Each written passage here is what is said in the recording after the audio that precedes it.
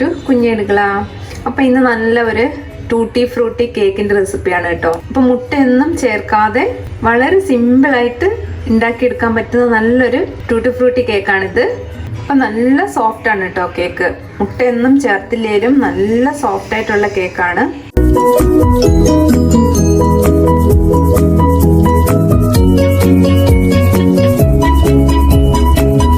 നല്ല പെർഫെക്റ്റ് ആയിട്ട് തന്നെ നമുക്ക് കിട്ടിയിട്ടുണ്ട്.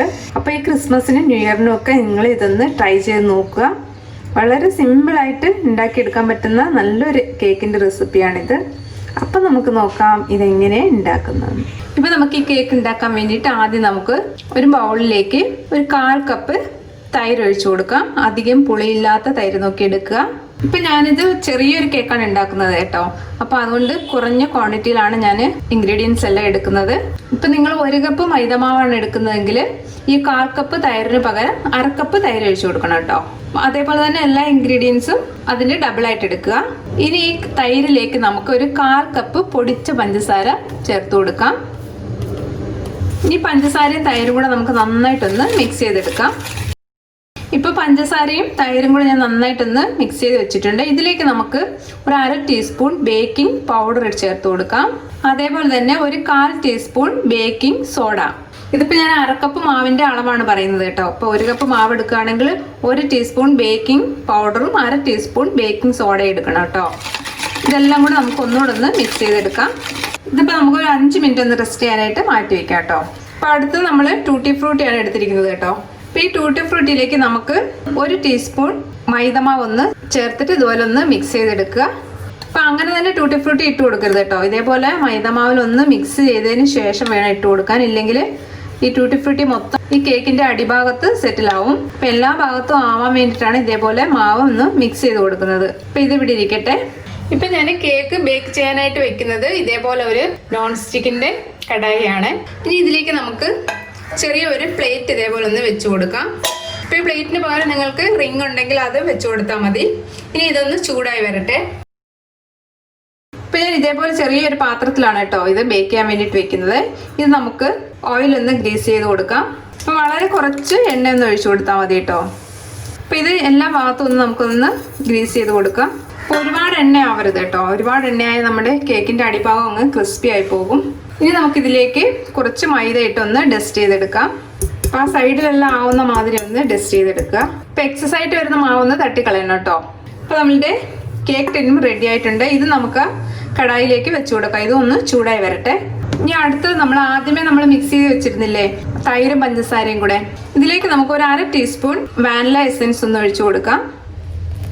ഇനി നമുക്കിതിലേക്ക് ഒരു 1/4 ടീസ്പൂൺ സൺഫ്ലവർ ഓയിലും കൂടെ ഒഴിച്ചു കൊടുക്കാം കേട്ടോ. അപ്പോൾ ഈ സൺഫ്ലവർ ഓയിലിന് പകരം നിങ്ങൾക്ക് ബട്ടർ എടുക്കാം. അൺസാൾട്ടഡ് ബട്ടർ ഒന്ന് ഉരുക്കി ഇതിലേക്ക് ഒഴിച്ചു കൊടുത്താൽ മതിയാകും. ഇനി ഞാൻ ഇതിലേക്ക് ഒരു 1/2 ടീസ്പൂൺ പൈനാപ്പിളിൻ്റെ എസൻസും കൂടെ ഒഴിച്ചു കൊടുക്കുന്നുണ്ട്.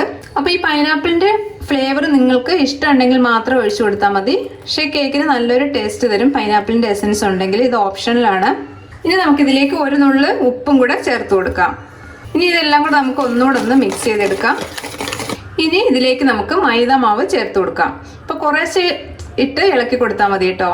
ഇപ്പോൾ 2 or 3 വെട്ടമായിട്ട് ഇട്ട് ഇതേപോലെ ഒന്ന് മിക്സ് ചെയ്തെടുക്കുക. അപ്പോൾ കട്ടയൊന്നും ഇല്ലാതെ നല്ല സ്മൂത്തായിട്ട് തന്നെ മിക്സ് ചെയ്തെടുക്കണം. ഇപ്പം ഞാൻ എല്ലാ മാവും ഇതിലേക്ക് ഇട്ട് കൊടുത്തിട്ടുണ്ട് കേട്ടോ. ഇപ്പം ഞാൻ 1/2 കപ്പ് മാവാണ് എടുത്തിരിക്കുന്നത്. 1/2 കപ്പ് മാവെന്ന് പറയുമ്പോൾ 125 ml 250 ml-ൻ്റെ 1 കപ്പ് മാവാണ് നിങ്ങൾ എടുക്കുന്നതെങ്കിൽ അതിനനുസരിച്ച് ബാക്കിയുള്ള ഇൻഗ്രീഡിയൻസിൻ്റെ ക്വാണ്ടിറ്റിയും കൂടെ ഒന്ന് കൂട്ടിയെടുക്കണം കേട്ടോ. ഇപ്പം മാവ് ഞാൻ മിക്സ് ചെയ്ത് വെച്ചിട്ടുണ്ട്. ഇപ്പം ബാറ്റർ നിങ്ങൾക്ക് തിക്കായിട്ട് തോന്നുകയാണെങ്കിൽ കുറച്ച് പാല് ചേർത്ത് ഒന്നുകൂടെ ഒന്ന് ലൂസാക്കി എടുത്താൽ മതി കേട്ടോ. പാല് ചേർക്കുമ്പോൾ റൂം ടെമ്പറേച്ചറിലുള്ള പാലെടുക്കാൻ നോക്കണം. ഇല്ലെങ്കിൽ ഫ്രിഡ്ജിലാണെങ്കിൽ ചെറുതായിട്ടൊന്ന് ചൂടാക്കി തണുപ്പിച്ച് ഇതിലേക്ക് ഒഴിച്ചു കൊടുക്കുക കേട്ടോ. ഇനി നമ്മൾ നേരത്തെ റെഡിയാക്കി വെച്ചിരിക്കുന്ന ടൂട്ടി ഫ്രൂട്ടി ഉണ്ടല്ലോ, അത് ഇതിലേക്ക് ഇട്ട് കൊടുക്കുക.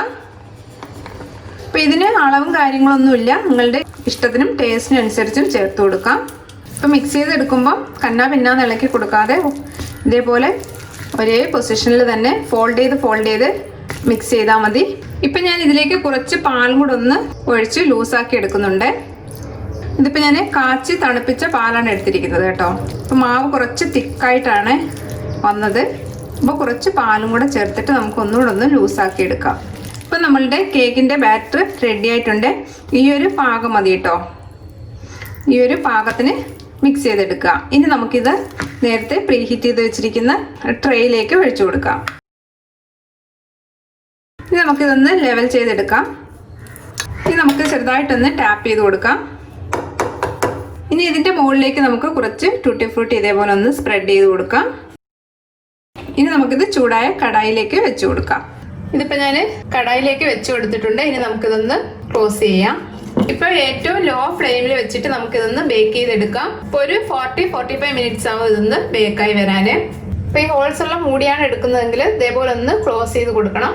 ഇനി ഇതൊന്ന് ബേക്കായി വരട്ടെ. ഇപ്പോൾ നമ്മളുടെ കേക്ക് ബേക്ക് ആവാനായിട്ട് വെച്ചിട്ട് ഒരു 45 മിനിറ്റ്സ് ആയിട്ടുണ്ട്. നമുക്കൊന്ന് തുറന്ന് നോക്കാം.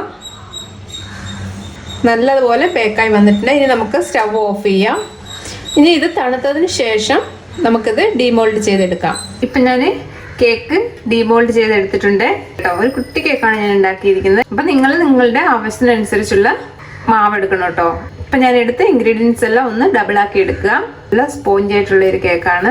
അപ്പം ഈസി ആയിട്ട് തന്നെ നിങ്ങൾക്ക് ഇത് ഉണ്ടാക്കിയെടുക്കാം. അപ്പം മാവ് കുറച്ച് ഉള്ളതുകൊണ്ടാണ് ഞാൻ ചെറിയൊരു ടിഫിൻ ബോക്സിൽ ഉണ്ടാക്കിയെടുത്തിരിക്കുന്നത്.